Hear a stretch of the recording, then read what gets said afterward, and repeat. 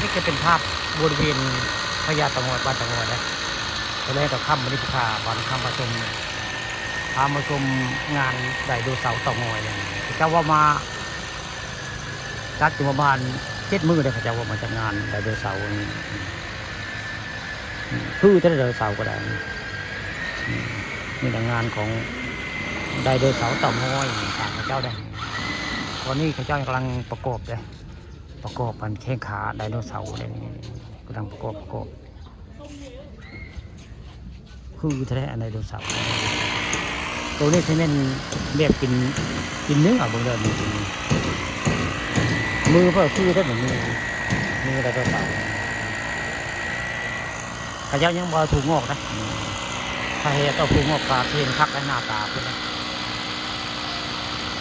ตอนค่ำตอนแรงวันนี้ข้าพาจะขับมาชมงานไดโนเสาร์เต่างอยบรรยากาศตอนแรงนะวันนี้เอาภาพบรรยากาศในบริเวณพญาเต่างอยมาให้เบิ่งมาชมเนี่ย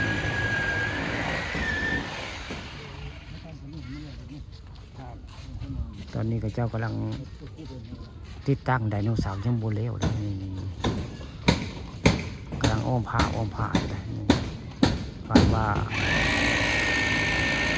มื้อเป็นมื้อทำการนะพี่ทีนี้ทางคืนทางกลางเว้นนะข้าเจ้าว่าอยากมาเที่ยวมาชมมาได้พี่น้องคาดว่าจะมีการจ้างบัตรจ้างเบอร์เข้ามาเยอะเป็นลักษณะบริเวณพญาเต่างอยบ้านเต่างอยถ้าก่อนนะครับมาชมกับภาพบริการเจ้ามาจัดงานไดโนเสาร์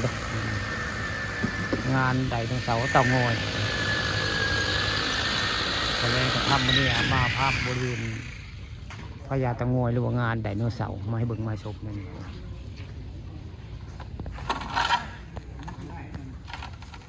ไดโนเสาร์นี่ตัวใหญ่แต่ตัวนี้ตัวใหญ่แต่โคยาวเลยนะ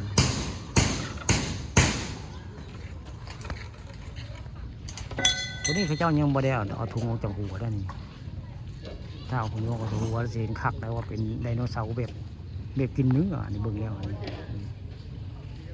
พวกคุณก็จะกินเนื้อได้ผมแต่ยังไม่ได้ประกอบขาเลยประกอบขาเข้าไปเดี๋ยวคือสิเป็นไดโนเสาร์ปานตัวจริงไปแล้วตัวนี้เพื่อนยังไม่ได้ประกอบขาแล้วขาวันอังคารผสมวันนี้เอาภาพพระเจ้ากำลังประดับได้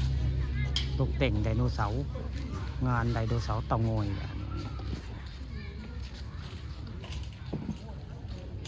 นั่นก็ตัวประกอบแล้วเนี่ยแต่ขาเลยขายังไม่ประกอบนี่ประกอบโบเลวเลย